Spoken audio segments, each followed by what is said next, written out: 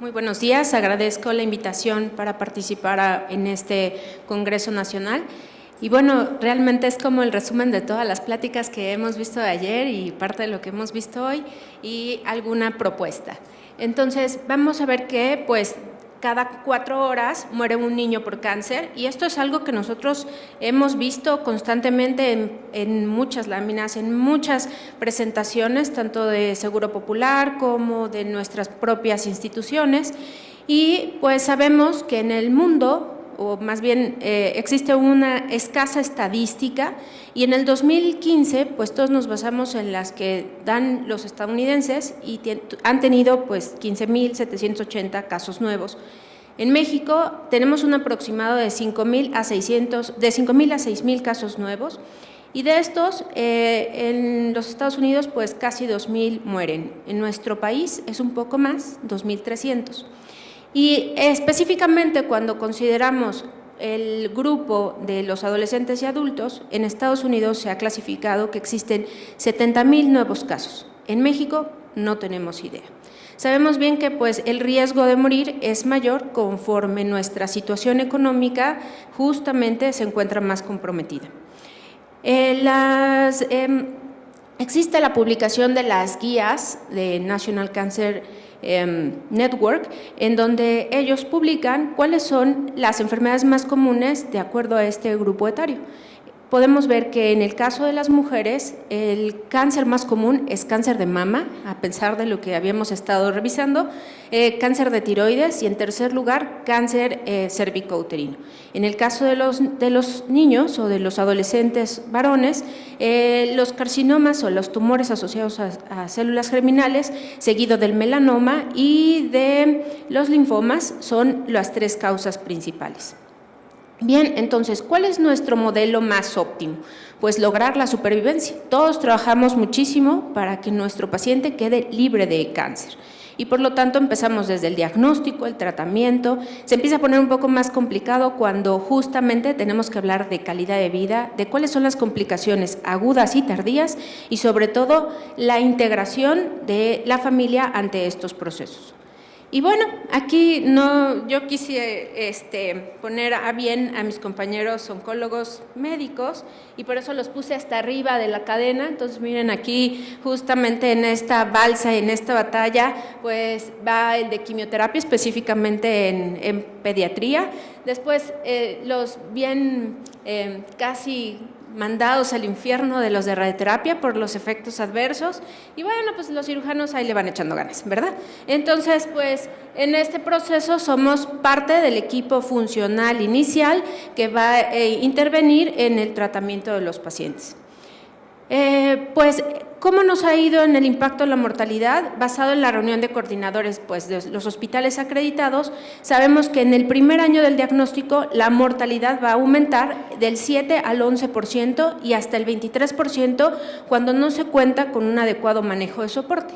Entonces, de ser así, si nosotros tenemos 5,000 casos nuevos al año en México y con la mortalidad que nosotros estamos mencionando, quiere decir que el 7% son 350 casos, que el 11% corresponde a 550 casos y en nuestro peor momento, 23% significan 1,150 muertes de niños con cáncer no asociados a cáncer. Y sobre todo tenemos que considerar que el déficit en salud, tanto mental y funcional, es uno de los más complejos de tratar. Dentro de las complicaciones que nosotros tenemos que ver de manera inicial, pues son las complicaciones agudas. Y dentro de esas están asociadas al tratamiento, a la etapa clínica, al riesgo biológico y justamente pues tenemos que tomar medidas para prevenir, reducir y corregir todas estas complicaciones. Cuando hemos logrado por fin librar estas complicaciones agudas, pues y le decimos hemos vencido la enfermedad o estamos en este momento en remisión, pues nos sentimos así, súper grandes, ¿no? O sea, y vemos todo lo demás. Ayer decían que estamos casi en la misma palabra que Dios. Entonces, justamente, esta es una caricatura de Quino y está muy bien representada en donde a veces estamos en ese pedestal. Y bien, la misa pues terminó, iniciaremos vigilancia. ¿Y qué es lo que hacemos si yo soy radiooncólogo? Pues digo, pasa a cargo del oncólogo médico, y en los adultos, pues pasa a cargo del cirujano. Pero ¿qué creen? Resulta que el 50% de los adolescentes y adultos acudirá a citas de seguimiento. O sea, van a tener un poco apego a continuar su vigilancia. Y ya la doctora Cruz nos explicó pues que el frontal en ellos no va a ser exactamente lo que va a hacer que acudan. Y viene entonces la agonía de la victoria, los efectos tardíos, en donde casi siempre decimos es efecto de la radiación. ¿No te va bien en la escuela? Es efecto de la radiación. Así que viene todo el proceso, y aquí se ríen porque generalmente así lo dicen, o sea, ¿tiene usted un problema de crecimiento? Efecto de la radiación. No, es la infertilidad, efecto de la radiación. Así que, pues justamente en esa agonía vamos a platicar un poco de ello. Y el tipo de complicaciones pues pueden ser transitorias, permanentes, relacionadas al desarrollo, y los efectos tardíos que tenemos que considerar es el alto riesgo de muerte, las alteraciones cardiovasculares, las alteraciones neuroendocrinas y las alteraciones psicosociales. Bien, de los aproximadamente el 66% de nuestros pacientes van a ser supervivientes, y por lo menos un efecto tardío o enfermedad crónica como la complicación de la terapia contra el cáncer es el que vamos a tener. 33% van a tener complicaciones graves o que van a amenazar para la vida. De tal forma que nosotros podemos definir como efecto tardío aquellas situaciones de salud que van a ocurrir en 6 meses o más, años, después del diagnóstico o tratamiento, y pueden aparecer también durante el tratamiento dependiendo de los años que dure esta terapia sistémica o la vigilancia. Pueden ser leves o amenazantes para la vida. El doctor Hudson en el 2013 publica una actualización justamente de la anterior, que fue en el 2004, en donde toma un promedio de 1,700 pacientes y observa que el 90% de los pacientes al menos va a tener una condición crónica y el 80% una condición crónica grave. Así que no es algo que podamos despreciar. Estos efectos tardíos van a estar asociados pues a la terapia oncológica, ya sea quimio, cirugía, radiación, y bueno, dependerán de la zona o tejido que estuvo afectado, de la edad al paciente durante los tratamientos, son dependientes de dosis y de las modalidades utilizadas. Y hablando justamente de radiación, como recordaremos, pues el cartílago de crecimiento deja de funcionar de manera normal después de 10 Grays, y pues recordarán que la mayor parte de nuestras neoplasias requieren más de 10 Grays para tener un control. La modalidad utilizada, vemos más efectos adversos en aquellos niños que fueron tratados con cobalto 60 que en aquellos que actualmente son tratados en acelerador lineal con técnicas mucho más sofisticadas que la tridimensional. La mayor parte de estos efectos ya pueden ser anticipados, conocemos cuáles pueden ser a largo plazo, y pues la terapia combinada va a tener también efectos tardíos combinados. Así que cuando dicen la neumonitis fue causa de la radiación, sí, pero también de la bleomicina. O sea, no tenemos que olvidar que compartimos una parte de esta responsabilidad. Los efectos tardíos pues van a afectar entonces la calidad y la cantidad de vida, y también es posible diseñar un plan de tratamiento para minimizar estos efectos. Dentro de los médicos tenemos los efectos de falla cardíaca, hipertensión, obesidad, dislipidemia, diabetes, deficiencia de la hormona de crecimiento, insuficiencia ovárica, y muchos de nuestros pacientes, además de tener estos efectos, resulta que tienen potenciales riesgos. ¿Cuáles? Sobre todo aquellos asociados al estilo de vida, como el tabaquismo, la dieta rica en grasas, el sedentarismo o el consumo de drogas. Y dentro de los riesgos están los familiares, la dislipidemia, que tiene antecedentes de herencia, la enfermedad coronaria y la diabetes.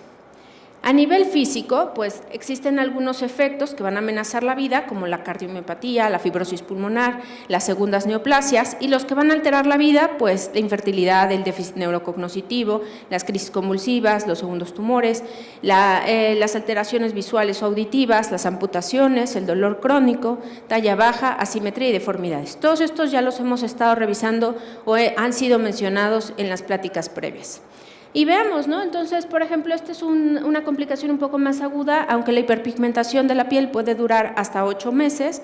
Y este es un paciente que había sido tratado con la ancestral técnica de Manto, donde incluíamos pues, el cuello en bilateral, supraclavicular bilateral, infraclavicular, el mediastino en su totalidad y las axilas. Y podemos perfectamente notar el campo de tratamiento de lipoplasia en este paciente.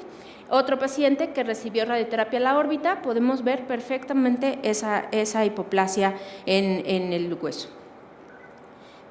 Otros efectos, como los que hemos dicho asociados a la cirugía, los segundos tumores. Aquí vemos esta mujer que es superviviente, pero tiene hipoplasia en parte de las vértebras lumbares y también pues, el riesgo incrementado de cáncer de mama en aquellos pacientes que recibieron radioterapia a tórax.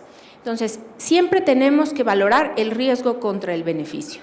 Y justamente, ayer nos lo decía la doctora Paola, St. Jude empieza a revisar estos pacientes a través de un estudio que es el Childhood Cancer Survivor Study y empieza a tener una documentación de estos estudios en 1998 con primera publicación en el 2001 a través de su plataforma.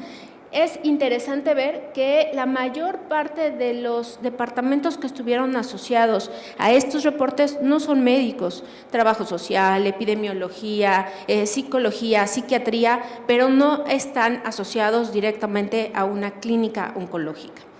Estos son los que están corriendo actualmente, son 13 en el 2017, el primer número es el año, y pues esperamos también pues sus reportes. Y como pueden ver, también sigue siendo psicología, enfermedades crónicas, y ya cada vez más existen una integración del oncólogo en este tipo de cuidados. Bien, pues la revista de Enfermería y Cuidados Paliativos, ahora en enero del 2016, hace una revisión de esta condición del final del tratamiento y pues prácticamente el periodo temprano después del tratamiento. Y evaluaron a sobrevivientes contenidos en 3 bases de datos de 1994 al 2014. ¿Qué refirieron los pacientes? Los pacientes dijeron que se sintieron abandonados por sus médicos, con falta de soporte, inseguros, poco preparados para el fin de tratamiento e inicio de vigilancia, así como sobrevida. Yo dije, ¿qué? O sea, ¿cómo? Entonces, resultó que el paciente se sentía más seguro cuando estaba teniendo un tratamiento, porque en ese momento sabía que estaba luchando contra algo y estaba, como bien dijo la paciente en el video, estaba siendo una guerrera.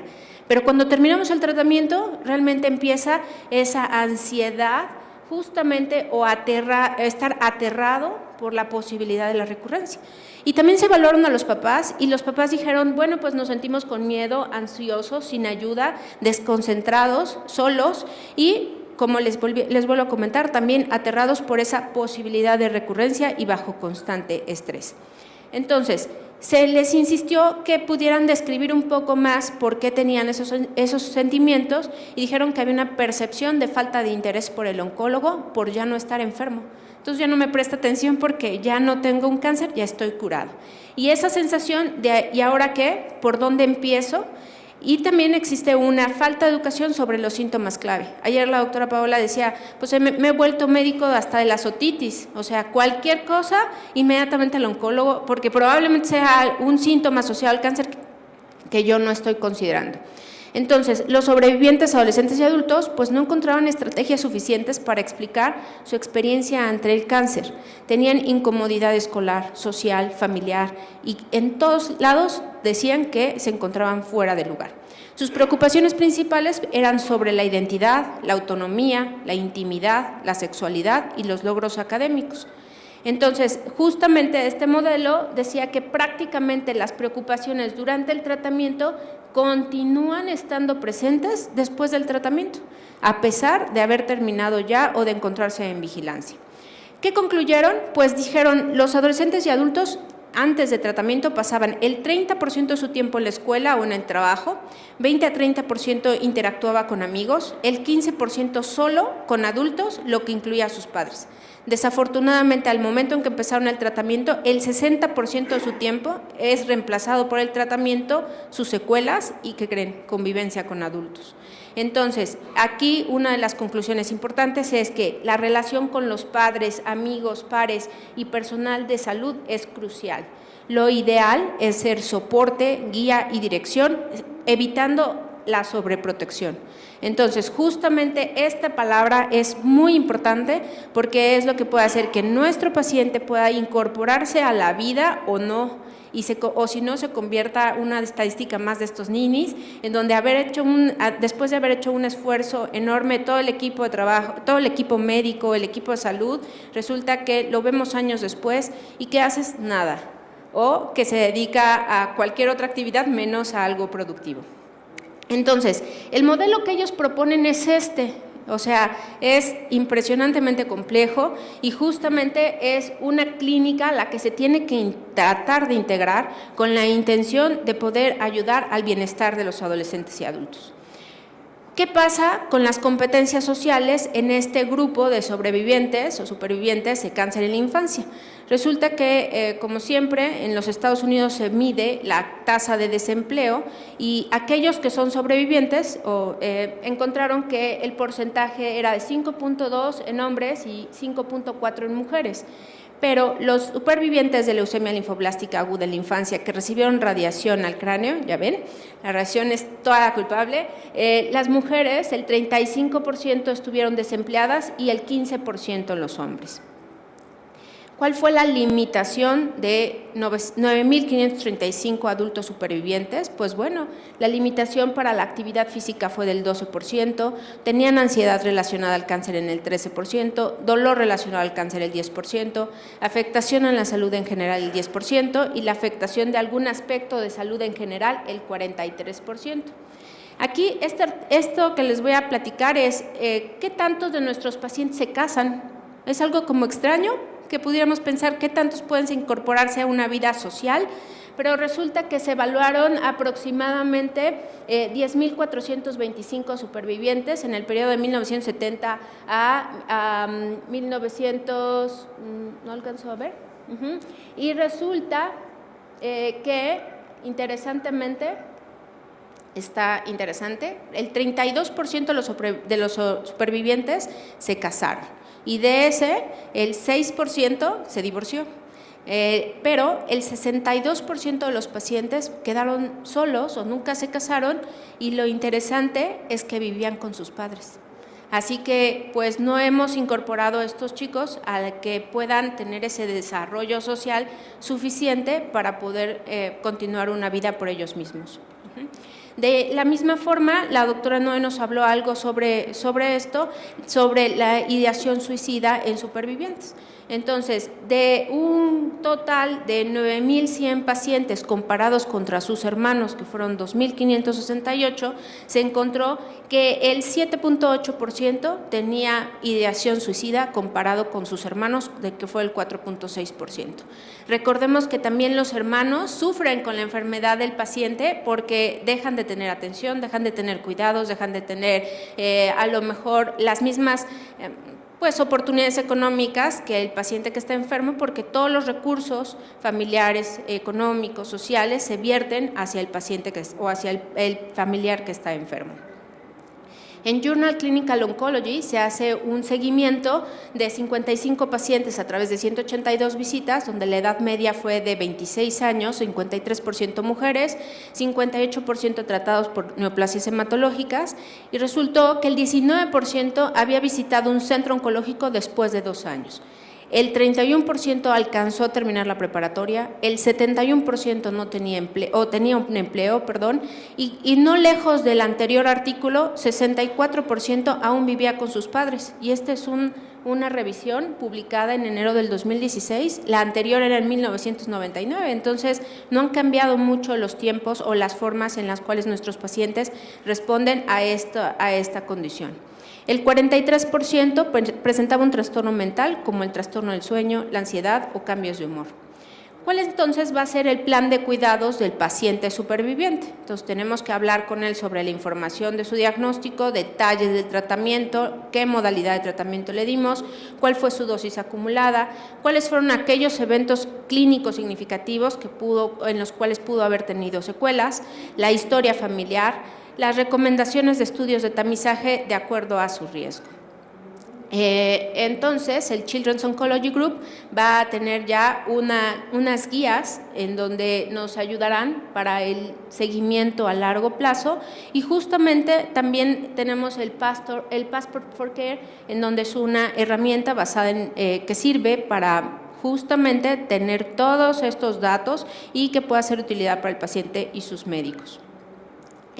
Recientemente se está por publicarse esta revisión, pero junto la Fundación Livestrong con el Instituto de Medicina, la Asociación de Cuidadores Primarios y junto con ASCO hacen una revisión y tienen como resultado este programa que se llama Focus Under 40s, y justo publican toda una cantidad de guías que pueden ser útiles para estos supervivientes, que van desde la posibilidad de tener melanoma hasta la fertilidad en hombres y en mujeres, y cuáles pueden ser aquellas guías que pueden estar asociadas a la supervivencia, a los cuidados de soporte, al cuidado del cáncer o de la posible recurrencia, y cuáles pueden ser aquellas cosas que pueden hacer para reducir el riesgo de cáncer. También, junto con la National Comprehensive Cancer Network, se emiten estas guías con actualización anual, que es la de justamente oncología en adolescentes y adultos, y va directamente ligada a la de supervivencia, que nos dan pues ideas de cómo podemos enfrentar mejor esta vigilancia y ayudar a que nuestro paciente pues lo pueda hacer mejor. Dentro de las conclusiones, pues muchos de nuestros pacientes tenemos con pérdida del seguimiento al término del tratamiento. Existe una falta de claridad sobre en dónde deben continuar vigilancia después de cumplir 18 o en algunos hospitales a 21 años. La realidad es que quiero comentar que cuando uno pertenece a un sistema, pues se pierde el paciente. O sea, a lo mejor la doctora Félix, que era parte de Sánchez, de mi compañera de trabajo en el Seguro Social, pues me mandaba un paciente porque ya requería vigilancia, yo lo reenviaba a oncología médica y no era infrecuente que decían, pues alta de oncología. Se va a su hospital de zona o a su unidad de medicina familiar a seguir en la vigilancia, y si recurre, pues que me lo vuelvan a enviar. Entonces, esta falta de claridad, esta falta de seguimiento realmente tiene impacto en nuestros pacientes, al igual como la falta de conocimientos de médicos generales o internistas sobre cuáles son los efectos adversos de los tratamientos oncológicos. Muchas veces ellos lo identifican como una enfermedad de nuevo o de novo o asociada a algunos antecedentes familiares.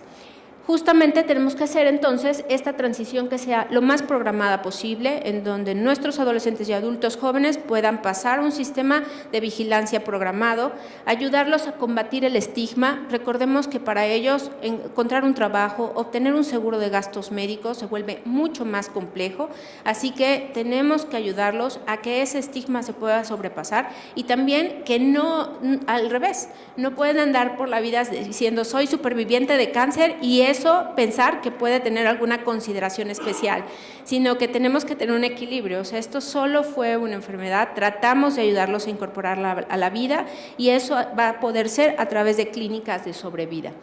Lo lograremos a través de equipos multidisciplinarios, como ya vimos con la participación de la doctora paliativista, y capacitación constante sobre vida y efectos adversos.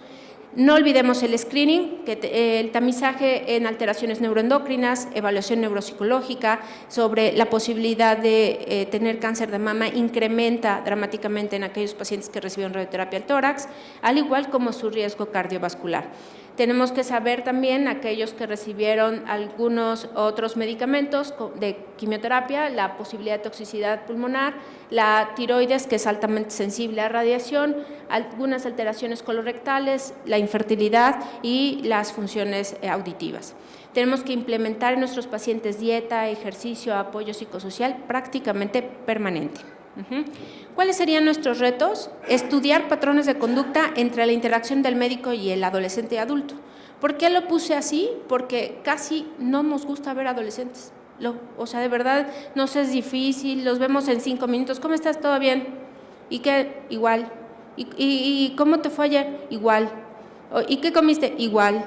Entonces yo tengo amigos que dicen que no pueden tener una conversación con sus hijos adolescentes porque prácticamente la contestación es igual. Así que tenemos que tratar de ver cómo podemos estudiar o cómo podemos tener esa capacitación para poder tener una conversación con el adolescente y, como bien dijo la doctora, poderlos apoyar en lo mejor posible para que puedan sobrevivir y adaptarse a la sociedad. Tenemos que dar educación sobre el tratamiento y secuelas, el soporte ante las expectativas, la educación de los pares. Eso es algo que me quedó como en la idea de que no hacemos. No llamamos a los familiares secundarios, no llamamos a los amigos cercanos, tampoco llamamos a otros pares en los que nos puedan ayudar a generar una red de soporte y que por lo tanto sea más fácil a nuestro paciente integrarse a la vida. Tenemos que establecer otras actividades de integración a través del arte, la música, campamentos, videojuegos. El artículo que revisé decía cuántos tienen un Xbox en piso. O sea, ni siquiera, Marco dice que sí, a lo mejor hay otros hospitales que sí lo tienen, pero es importante, es algo en lo que ellos prestan mucha atención. Y basados en que muchos de nuestros pacientes son millennials, pues existen muchísimas comunidades web y aplicaciones que podemos utilizar para hacer más fácil esta supervivencia. Y justamente esta sería la propuesta. Existen al momento 2 aplicaciones, que una es así, Survivorship, y la otra es directamente sobre adolescentes y adultos, Healthy Survivorship.